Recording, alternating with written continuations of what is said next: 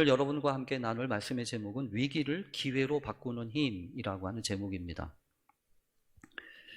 오늘도 주님 앞에 나와 예배드리는 여러분들의 마음속에 주님이 위기를 극복하고 또 새 날을 열어가는 새 힘과 은총을 부어주시기를 간절히 바랍니다. 지난 주간에 특별히 슬픔을 당한 가정이 있는데 이 슬픔 속에서도 주님 앞에 나와 예배하는 우리 유가족들과 또 슬퍼하는 모든 분들에게 주님이 위로의 말씀과 은총을 더해 주시기를 간절히 바랍니다. 살다 보면 우리들은 원하든 원치 않든 여러 가지 다양한 위기들을 만나게 됩니다. 어떤 경우에는 경제적인 위기를 갑자기 당하기도 하고요. 그리고 건강에 빨간불이 켜져서 갑자기 생각지 않게 약들을 먹거나 또 이런저런 일들을 겪어야 할 때도 있습니다. 그런 것들은 사실 약과지요. 생명의 위기가 닥치기 시작을 하면 참 가슴이 덜컥하고 또 어떻게 우리 마음을 추스려야 될지 참 어려움이 적지 않습니다. 이 위기라고 하는 것은 위험과 또 여러 가지 어려움과 곤란함을 같이 동반합니다. 그래서 예상하지 못했던 상황이나 또 급박한 상황이 발생을 하면서 이 불안정함과 이 불확실성이 자꾸 증가하게 되죠. 그렇게 되면 흔치 않게 이렇게 실수를 하게 됩니다. 그래서 이 위기는 우리를 참 힘들게 하고 참 어렵게 합니다. 그런데 있잖아요. 이 위기라고 하는 것이 무조건 나쁜 것만은 아니다라는 생각을 해보게 됩니다. 이 위기는 보통 약한 고리들을 통해서 우리에게 찾아오지 않습니까? 그래서 늘 위기 가운데 있어도 잘 극복하고 이겨내는 사람이 있는가 하면요, 하루아침에 무너지듯이 이렇게 우리의 삶 속에 위기가 막 크게 다가오는 경우들이 많이 있습니다. 그래서 이 위기를 한번 이렇게 겪어보면 마치 여러분 우리가 이런저런 코로나나 또 여러 가지 감기나 이런 것들을 겪고 나면 우리 몸에 이 항생제, 이 내성제 이런 것들이 생기면서 그것을 이렇게 대응하는 시스템 체계들이 만들어지는 것처럼 우리가 이런 위기들을 잘 극복하고 또 잘 대응만 할 수 있다면 우리에게 약한 점이 이거지, 우리에게 부족한 것이 이거지 라고 하는 것들을 확인하고 이렇게 점검할 수 있어서 저는 오히려 이 위기가 우리를 더욱 강하게 만드는 요소가 되기도 한다라는 생각을 해봅니다. 특히 신앙을 가지고 있는 사람들도 그거는 마찬가지라고 저는 믿습니다. 믿음을 가지고 있다고 또 하나님을 믿는다고 해서 위기로부터 자유로운 게 아니라는 거죠. 오히려 신앙 때문에 더 어려울 수 있고 또 위기 가운데 빠질 수 있으면 우리는 얼마든지 이렇게 보게 됩니다. 그리고 하나님은 그의 백성들에게 이런저런 위기를 때때로 허락하신 경우들도 있습니다. 하나님이 절대로 그의 자녀들이 위기 가운데 처하지 않도록 막아주시는 것만이 아니라 어떤 때는 일부러 위기 가운데로 밀어 넣으시는 것처럼 그렇게 느껴질 때도 있다고 하는 거죠. 왜 그럴까요? 왜냐하면 그 위기 속에 반드시 하나님의 섭리가 있고 계획이 있고 뜻이 있기 때문에 그렇습니다. 그래서 우리들은요, 위기를 두려워해서는 안 됩니다. 어떤 상황이든지 어떤 위기가 오든지 간에 하나님, 이 위기 또한 하나님의 손안에 있음을 믿습니다. 그래서 이 위기를 오히려 새로운 변화의 기회로 삼을 수 있도록 지혜를 주시고 용기를 주시고 은혜를 베풀어 주십시오. 그렇게 우리가 기도하며 간구할 필요가 있습니다. 오늘 성경에 보면 여러분, 이 다윗에게도 그런 위기가 한바탕 찾아오고 흔들리기 시작했던 것을 우리가 알게 됩니다. 그동안 이 다윗이라고 하는 사람은 여러 가지 위기들을 잘 극복해 왔습니다. 골리앗과 싸울 때도 이 생명의 위협을 받았지만 그때에도 너는 칼과 단창으로 나오지만 나는 네가 모욕하는 하나님의 이름으로 너에게 간다 이러면서 당당하게 이 물맷돌 하나 요걸로 이 경기를, 이 전쟁을 끝내지 않았습니까? 그런가 하면 미쳐서 돌아가는 이 사울 때문에 이 창이 막 날라오고 포위망이 막 좁혀올 때에도 한치의 흔들림 없이 잘 피해가면서 잘 도망가면서 이 자신을 지킬 수 있었습니다. 마치 있잖아요, 이 성경을 읽다 보면 다윗과 사울과의 싸움은요, 이 사각의 링에서 싸우는데 한 사람은 이렇게 막 싸울 수 있고 펀치도 날리고 막 발로 차도 되는 그 룰이 있고요, 이 다윗은 그게 적용이 안 되는 룰, 이 공정하지 않은 룰처럼 보여진다는 거죠. 마치 기울어진 운동장처럼 누구는 막 가진 수단과 방법을 다 동원해서 싸우지만 이 다윗은요, 그렇게 할 수 없는 게 이게 지금 참 걱정이고 염려라는 거죠. 그런데도 불구하고, 여러분, 그런데도 불구하고 이 다윗은 사울을 잡았다가 용서해 주기도 하고 놓아주기도 하고, 이 죽을 뻔했던 그 위기 가운데서도 이 죽이지 않고 살려주면서 감동을 시키지 않습니까? 그러고 보니까 이 다윗은 그런 위기들을 잘 극복해왔던 그 위기의 전사입니다. 그런데 여러분, 문제가 있습니다. 지금까지 위기를 잘 극복했다고 해서 앞으로도 자연스럽게 아주 자동적으로 위기를 잘 극복할 수 있을까요? 성경을 보면 그렇지 않다라는 것을 우리가 알게 됩니다.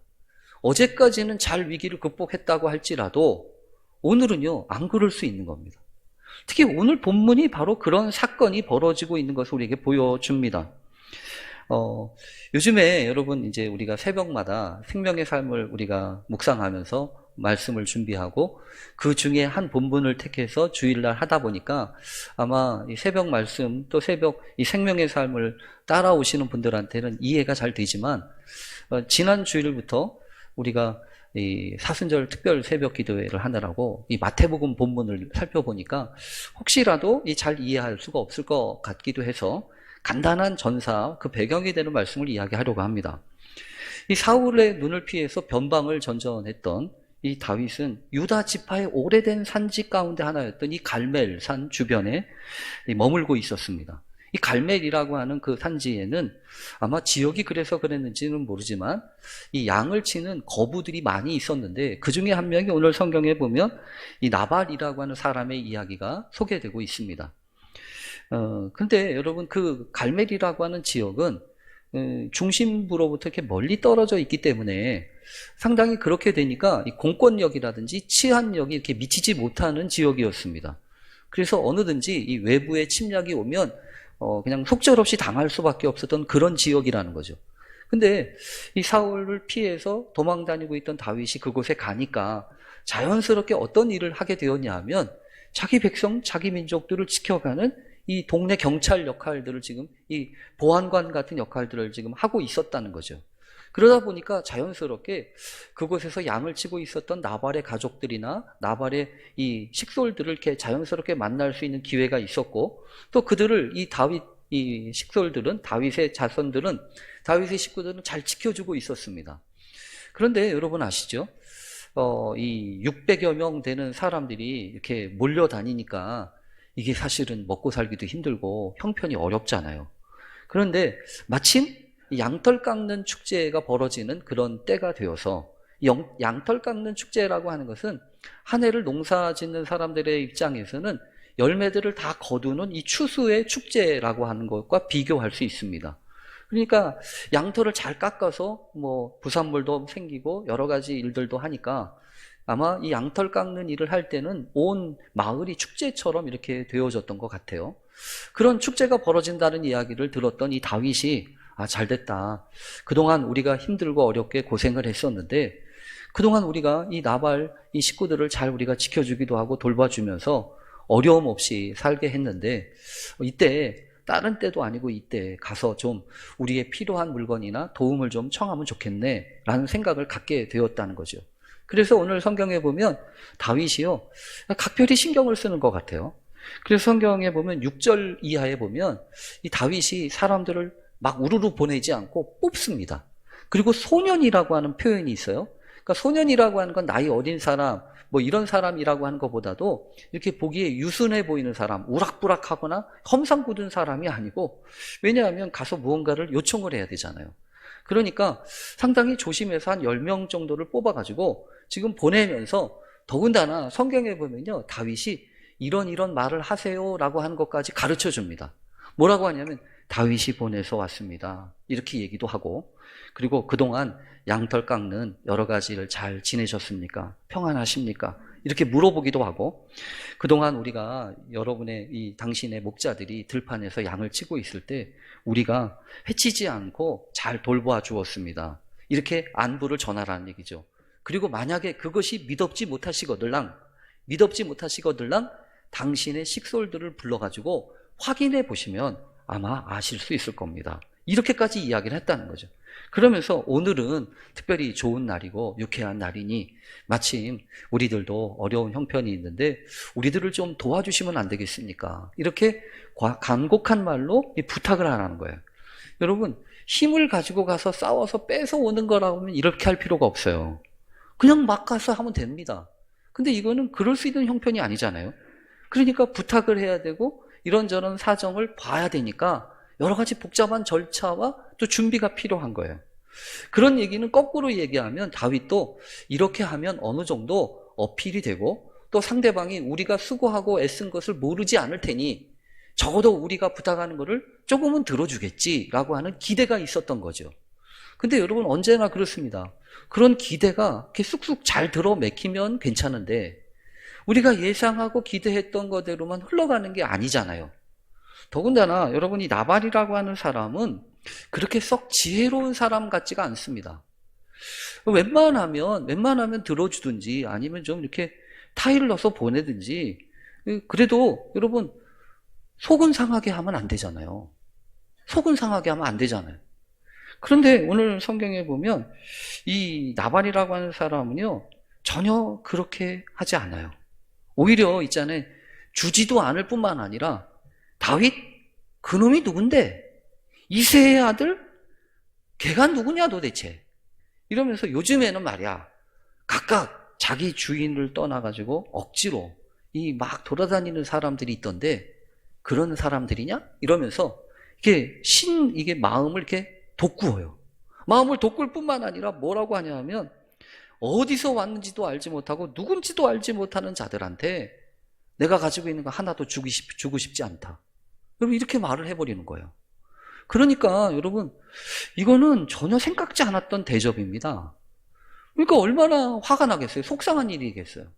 가가지고 다윗한테 아니 글쎄 저 나발이라는 놈이 그렇게 얘기를 합니다 라고 이야기를 하니까 여러분 갑자기 다윗이요 요즘 우리들 표현을 하면 뚜껑이 열렸어요. 화가 잔뜩 나가지고 뭐라고 하냐면 성경에 보면 25장 21절과 22절에 하는 말이 있습니다. 뭐라고 말하냐면 이렇게 얘기합니다.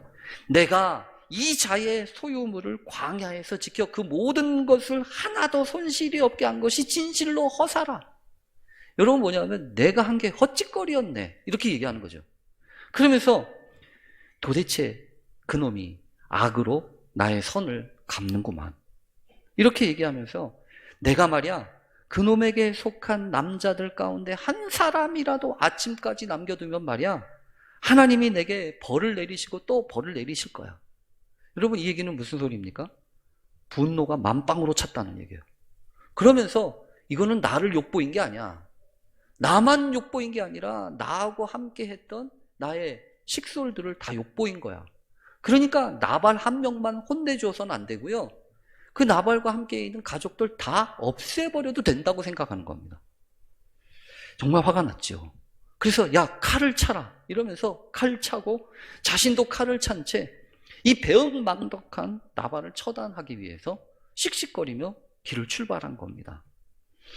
그러니까 여러분 지금 뭔가 지금 심상치 않은 일이 벌어질 판국이에요. 당시 나발이라고 하는 사람은요 자신이 무슨 잘못을 저질렀는지도 모르고 자기가 무슨 말을 했는지도 모른 채 앞으로 닥칠 위기는 전혀 모르고 방탕한 잔치를 벌이고 있었습니다. 여러분 이렇게 되면 충돌은 불을 보듯 뻔한 거 아니겠습니까?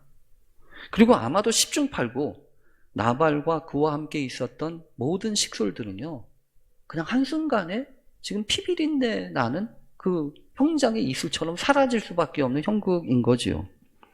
그리고 그렇게 붙어버린 불이 어디까지 번질지 모르는 겁니다. 이런 위기 상황인 거예요.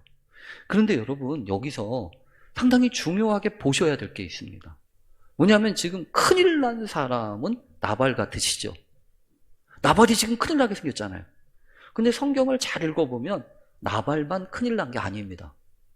왜냐하면 나발은 어리석으니까 당연히 그렇게 된 거예요.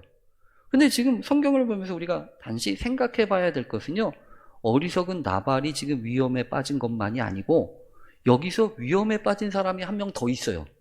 누굴까요? 다윗입니다. 다윗이요. 왜 다윗이 위험에 빠졌냐면 그동안 다윗은 자신의 정체성을 어떻게 인식하고 살았냐 하면 하나님께 기름 부음을 받은 사람이라고 생각을 했어요.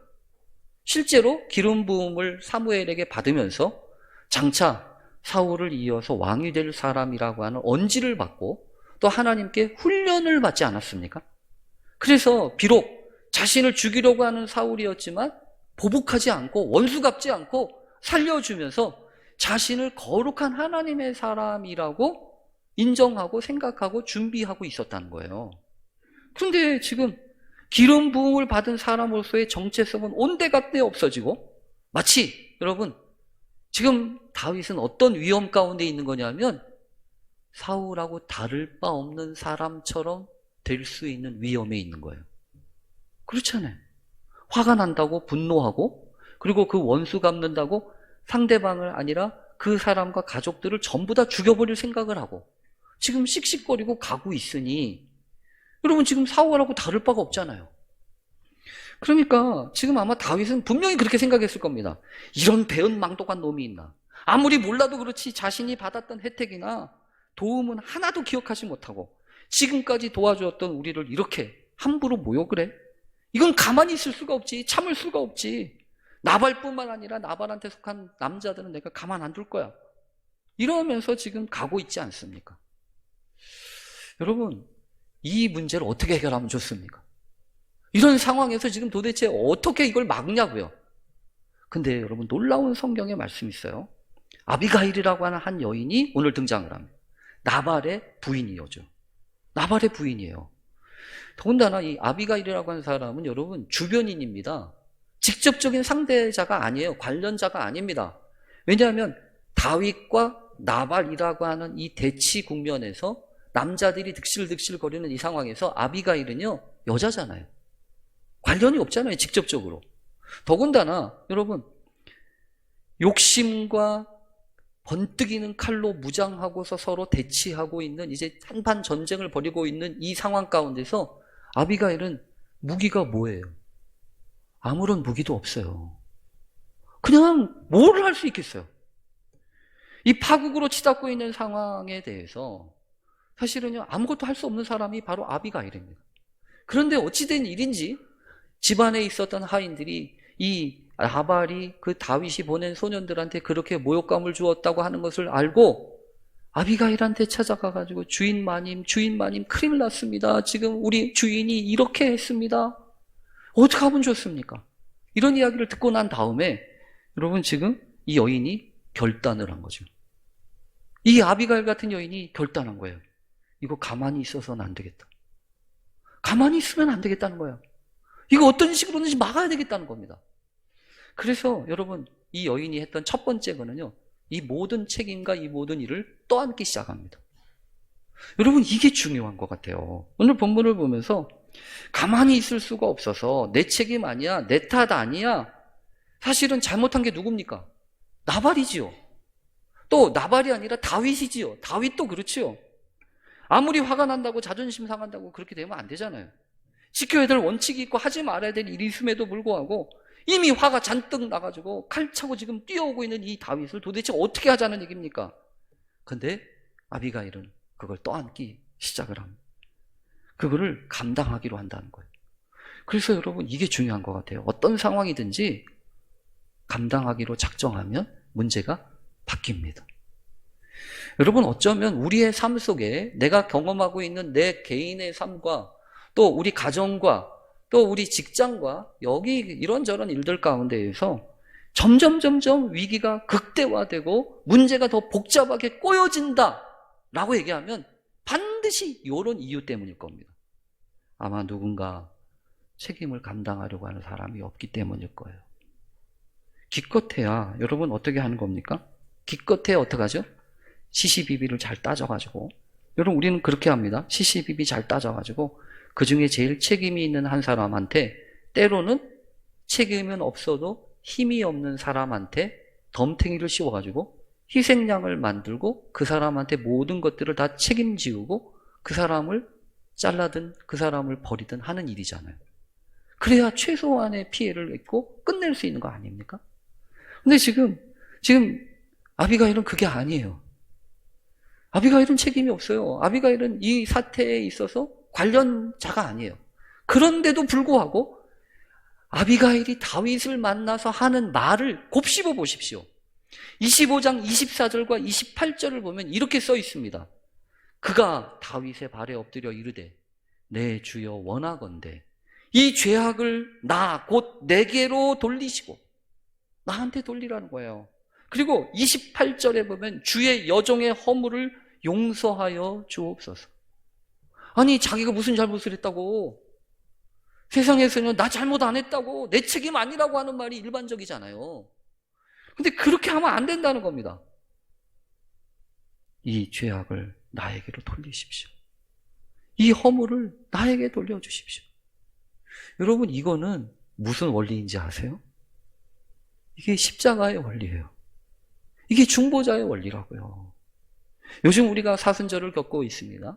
사순절을 보내면서 우리 마음속에 또 다른 누군가의 책임과 누군가의 이런저런 이유를 해서 그 사람한테 책임을 전가하고 나는 아무 잘못 없어, 이거를 배우는 게 아니고, 이 모든 상황 가운데, 이 모든 일들 가운데 내 책임은 아니지만 그래도 가만히 있을 수 없고 나에게 무언가를 깨닫게 해주신다면 그것을 품고 그것을 기도하라고 하는 사인이지 않겠어요? 여러분, 더군다나 이 아비가일의 모습을 보면 거기서 그치는 게 아닙니다. 이런 일 저런 일을 하면서 씩씩거리고 말로는 내 책임이라고 이야기하는데 전혀 결과적으로 보면 자기 생각만 가득한 사람들이 얼마나 많습니까? 그래서 마치 훈계조로 내가 이렇게 할 테니까 이제 좀 그만 다물어, 이렇게 이야기하면서 훈계하는 경우가 있잖아요. 그렇게 되면 어떻게 되냐 하면, 그래 너 잘났다 이놈아, 이렇게 얘기하면서 오히려 화만 돋구잖아요. 그런데 여기 성경에 보면 아비가일이 했던 중요한 원리가 하나 또 있어요. 뭐냐면 관련된 사람들을 향하여서 상대적으로 잘 적응하고 있습니다. 무슨 소리냐면, 여러분 이거잖아요. 아무것도 모르는 나발이 있어요. 또 분노로 가득 찬 다윗이 있습니다. 이 사람들은 다 각각 다른 사람들이라는 겁니다. 그렇잖아요. 거기에 지금 책임지기로 작정하면서 기도하고 중보하는 아비가일이 있는 거예요. 근데 보면 우선 여러분 그런 소리를 듣고서 나발한테 찾아가서 상의하거나 따지지 않습니다. 보통 웬만하면 그러잖아요. 그 얘기를 들으면 당신 정신 있어 없어 이러면서 얘기하면서 있잖아요. 지금 뭐 하고 있는 거야 이렇게 얘기하잖아요. 그러면서 화를 내고 따지고, 여러분 그러는 게 더 속 시원하잖아요. 물론 그게 됐건 안 됐건 간에 그렇게 하고 싶은 마음이 있잖아요. 근데 지금 이 아비가일은요 그거 안 합니다. 지금 그 상황이 아니라는 거예요. 그냥 성경에 보면요 나발한테는 알리지도 않습니다. 상의하지도 않아요. 물론 끝까지 상의하지 않는 게 아닙니다. 이런 일을 처리하고 난 다음에 그 다음날 아비가일이요 정신 차린 이 나발한테 사실 말이야 당신 어저께 이렇게 했는데 이런 일이 벌어졌고 이런 상황이었어 라고 한 얘기를 다음에 알려주잖아요. 그러니까 참 지혜로운 거예요, 이 여인이. 그런가 하면 나발한테는 그렇게 이야기하지만 다윗한테는요 성경에 보면 뭐라고 하냐면 정성스럽게 예의를 갖추어서 얘기합니다. 예의를 갖추어서 이야기하는 것뿐만 아니라 여러분 뭐라고 하는 말을 계속 하냐 하면 이 짧은 구절이지만 거기에 계속해서 반복적으로 나오는 단어가 하나 있어요. 뭐냐면 내주. 이 성경에 있잖아요. 내주라고 하는 표현이 몇 번이나 나오냐면 무려 27, 8번, 거의 30번에 가까울 정도로 껄핏하면 내주라고 하는 말이 나와요. 여러분 왜 그랬을까요? 이거는 이런 표현입니다. 아비가일이 이야기를 할 때 자기 입장에서 얘기하는 게 아니고요. 상대방 이 이야기를 듣는 다윗의 입장에서 얘기하는 거예요. 그러니까 내 주께서 이렇게 향하실 때, 내 주께서 이렇게 이야기하실 때 얘기하는 거죠. 예의를 갖추면서 상대방의 입장을 이야기하는 거예요. 상대방의 입장을, 상대방의 형편을 따지면서 상대방의 형편을 잘 생각하면서 잘 다독거리고 있는 겁니다. 그래서 하는 말 가운데 하나가 있어요. 25장 25절인데요 원하옵나니 내 주는 이 불량한 사람 나발을 개의치 마옵소서. 이 불량한 사람 나발을 개의치 말아달래요. 여러분 이거는 간곡한 부탁입니다. 무슨 말이냐면 내 주 다윗께서는 이 불량한 사람, 이 어리석은 나발 때문에 마음에 담아두지 마십시오 이런 얘기잖아요. 마음에 담아두지 마십시오. 마음에 생각하고 이렇게 하지 마십시오. 여러분, 이 말은 상당히 오늘날 우리들에게도 중요한 얘기예요. 뭐냐 하면 여러분, 그런 겁니다. 우리가 악이 됐든 선이 됐든 있잖아요. 우리 안에 이렇게 뿌려집니다. 누가 어떤 경우에는 남들이 와가지고 이렇게 말로 훅 던지고요. 어떤 경우는 내가 이렇게 남들이 준 것도 아닌데 내가 이렇게 찾아요. 그래서 내 안에는요, 악한 것도 있고요, 선한 것도 있어요. 그래서 이게 두 가지가 같이 있다고요. 근데 문제는 뭐냐 하면 내가 어떤 걸 자꾸 키우냐는 거예요. 내가 자꾸 키우는 겁니다. 어떤 경우는 악을 자꾸 키워요, 악을. 어떤 거는요, 선을 자꾸 키워요. 근데 지금 아비가일은 뭐라고 하는 거죠? 왜 악을 자꾸 키우십니까? 이 얘기예요. 왜 고면이 나발을 마음에 품고 나발을 계속 마음에서 떠나보내지 않고 정리하지 않아가지고 왜 그것을 자꾸 키워가고 있습니까? 이거예요. 여러분, 이거 중요한 말입니다. 여러분, 우리도 마찬가지예요. 악이 됐든 선이 됐든 잘 키우십시오. 내 마음 가운데 여러분, 남이 키우는 게 아니에요. 남이 내 안에 들어와가지고 막 회족과가고 뭐 이렇게 하고 저렇게 하라는 게 아닙니다. 내가 허락한 거예요. 내가 자꾸 그렇게 키우는 거라고. 그러니까 지금 아비가일이 내 주 다윗이요, 왜 이 불량한 사람 나발을 마음에 품고 그렇게 힘들어하시고 어려워하십니까? 그럴 만한 가치도 없습니다. 이렇게 얘기하면서 지금 그 얘기를 하는 거잖아요. 여러분, 우리도 마찬가지입니다. 신앙생활 하면서 힘들고 어려운 이유, 어떤 때는 남들이 나를 힘들게 하죠. 다른 사람들이 어렵게 합니다. 그것도 있어요. 그러나 더 중요한 거는요, 내가 지금 뭘 키워가고 있냐는 거예요. 내 안에. 예전에 그런 이야기 혹시 기억하십니까?